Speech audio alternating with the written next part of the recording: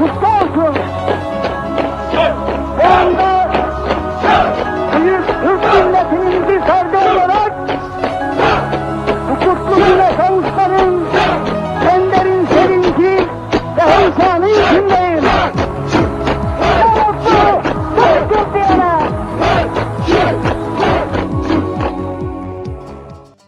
Qəhrəmanlıq əhvalatları ilə dop-doludur keçmişi də, bu gün də Azərbaycanın.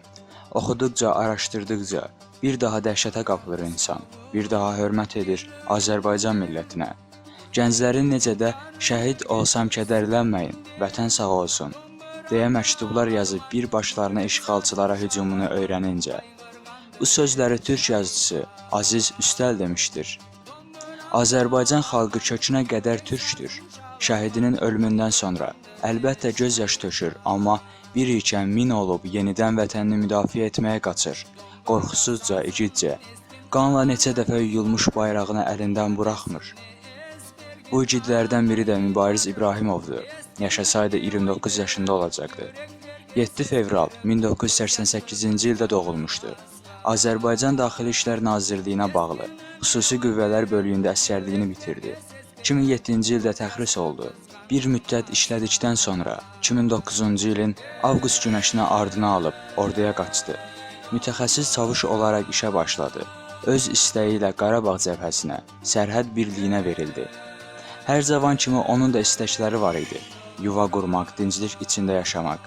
Azadlığına qovuşmuş torpaqlarında, bayrağının kölgəsində, qulağında mübarək azan səsi ilə qocalmaq bunlardan bir neçəsi idi. Hardan bilsin ki, gəncliyində şəhid düşəcəyini vətəni uğrunda. Mübariz bu qədər ildir davam edən təcavüz, bir qarış deyərkən, bir arşın deyərkən kilometrələrlə əldən gedən o qədər mübarək torpağına hücum edənlərdən xilas olmaq istəyirdi yalnız. Onların kökünü qurutmaq, qadınlarını, qocalarını, uşaqlarını öldürmək kimi bir niyyəti yox idi. Amma bitməli idi bu həyatı cəhənnəmə çevirən arsızlıq, təcavüzkarlıq, dinclik istəyirdi yalnız. Həm özü üçün, həm də milləti üçün.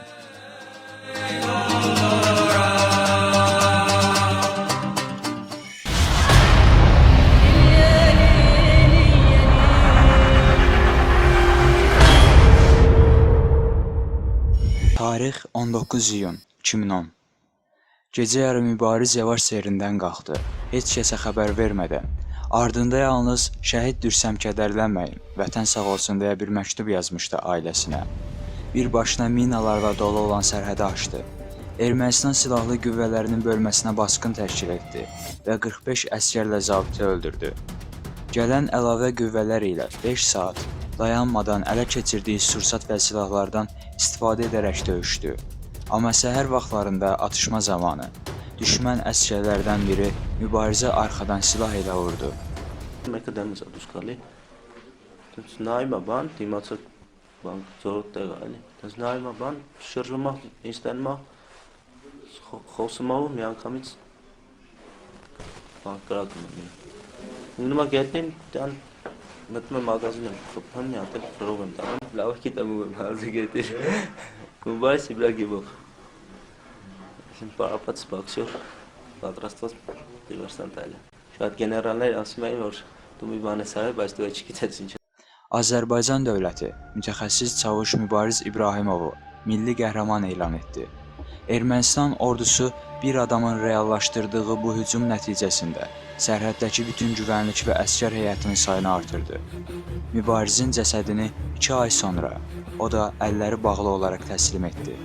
Dirisindən olduğu kimi ölüsündən də qorxurlarmış. Mübarizin atası o günün səhərini belə izah etmişdi. O gün səhər erkən saatlarda zəng gəldi. Oğlumun evdə olub-olmadığını soruşdular. Silah və sursat götürərək birliyindən ayrıldığını bildirdilər. Mən oğlumu tanıyıram, sərhədə doğru gedin dedim. Daha sonra məktubunu tapmışdılar. Mübariz şəhidlər qəbirstanlığında dəfn edildi. 10 minlərlə adam cənazəsinə qatıldı və hamı bir ağızdan göz yaşları içində qışqırırdı. Hamımız mübarizik. Bu igidləri xatırlamaq, onlarla öyünmək doğrudur. Amma zülmün bitməsi üçün daha çox çalışmaq, gerçəkləri bütün dünyaya eşitdirmək də vəzifəmizdir insan olaraq. Heç vaxt məyus olmamalıyıq, sonuna qədər savaşıb, haqqımızı istəməliyik.